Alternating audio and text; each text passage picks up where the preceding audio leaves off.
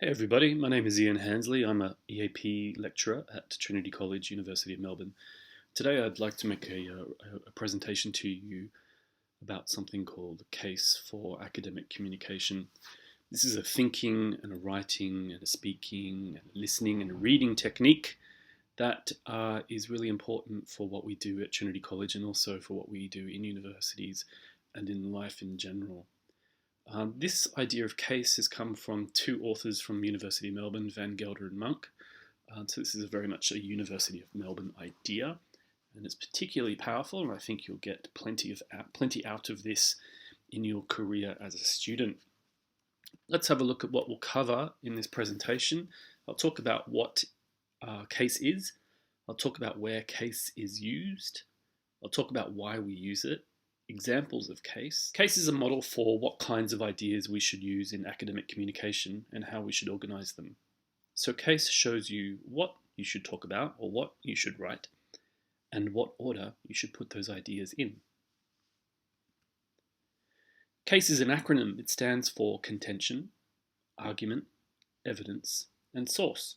So those four things are the kinds of ideas we should include in academic communication. And generally, the order that we should put them in is contention, argument, evidence, and source. Although you can go the other way, source, evidence, argument, contention. So what is a contention? What is an argument? What is evidence? What is source? Contention is a contestable claim. It's a debatable idea. An argument is a reason why the contention is true. Evidence is something very specific or concrete or factual that shows why the argument is true, and a source is where the evidence comes from. So you might think of a source as maybe a reference or a citation.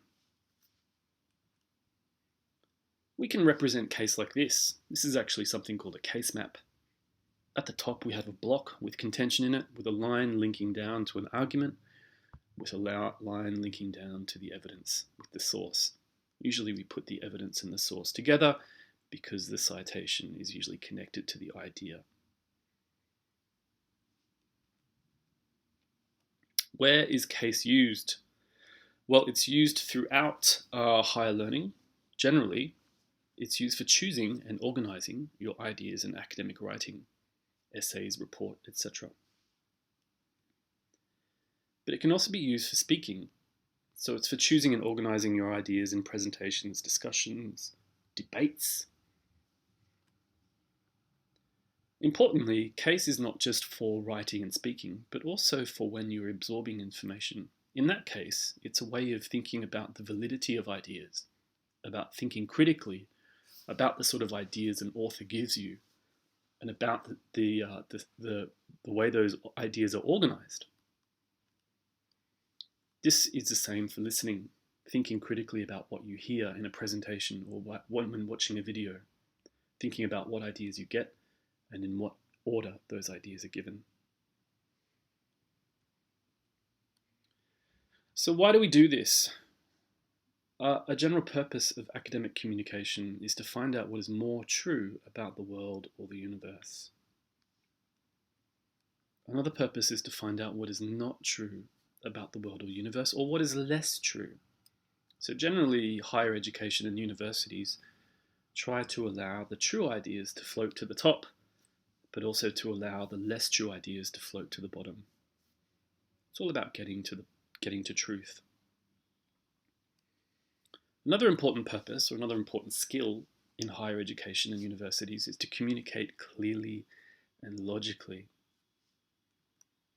Case helps us to do all three of those.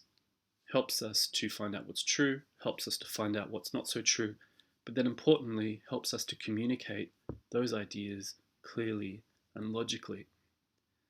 Of course, you can have the best ideas in the world about what's true and not true, but if you can't communicate that clearly and logically to an audience, it doesn't matter. Case helps you to do that. Let's have a look at some examples of case. Now, these are ideas only, which means I'm just giving you these ideas in sentence form. Here's one idea: people shouldn't smoke tobacco. Here's another idea: smoking causes serious disease. Here's another idea. Smoking damages the arteries that supply blood to your heart and your body. Heart Research Institute 2020, so that's a citation there.